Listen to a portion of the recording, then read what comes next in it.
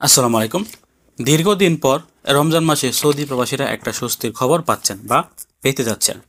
দেখেন, প্রত্যেক সপ্তাহে কিন্তু আমরা আপনাদেরকে একটি আটক অভিযানের রিপোর্ট জানিয়ে দেওয়ার চেষ্টা করি এবং ওই রিপোর্টে প্রত্যেক সপ্তাহে 23,000, 24,000, 22,000 প্রবাসীদেরকে আটক করা হয়। যেহেতু রমজান মাস চলে আসছে এবং রমজান মাসের আজকে দ্বিতীয় দিনও চলে গেছে, তো এই সপ্তাহে কিন্তু সৌদি আরবে সর্বনিম্ন প্রবাসীদেরকে আটক করা হয়েছে। এই এক সপ্তাহের ভিতরে সৌদি আরবে আটক করা হয়েছে 17,389 জন বৈধ অবৈধ প্রবাসীদেরকে, যেটি গত কয়েক বছরের মধ্যে সর্বনিম্ন। প্রত্যেক সপ্তাহে কিন্তু সৌদি আরবে 22,000, 23,000 অথবা 24,000 এরকম প্রবাসী কিন্তু আটক করা হয়। যেহেতু রমজান মাস চলে আসে, এই জন্য হয়তো সৌদি আইন শৃঙ্খলা বাহিনী তারা আটক অভিযানটি অনেকটাই কমে দিয়েছেন। যেহেতু রমজান মাস, ওই দিকটা হয়তো চিন্তা করে।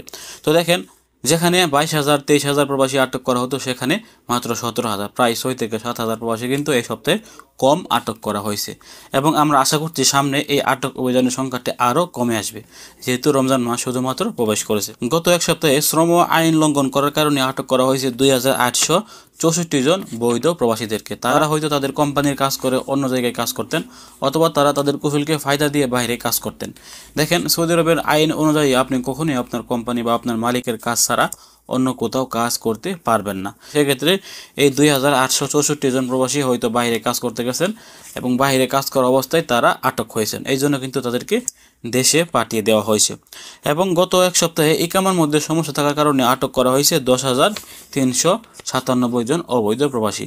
এটাই হচ্ছে মূল অবৈধ প্রবাসী, যাদের ইকামাতে হয়তো হুরুব আছে, অথবা তাদের ইকামাতে আগে ফাইনাল এক্সিট লাগানো ছিল, তারা দেশে যায়নি, অথবা তাদের সাথে কোনো প্রকার ইকামা পাসপোর্টই নেই। এরকম প্রবাসী কিন্তু আটক করা হয়েছে প্রায় 10,397 জন। প্রায় 10,400 প্রবাসী কিন্তু আটক করা হয়েছে এই এক সপ্তাহের ভিতরে। এটাই হচ্ছে অবৈধ প্রবাসী।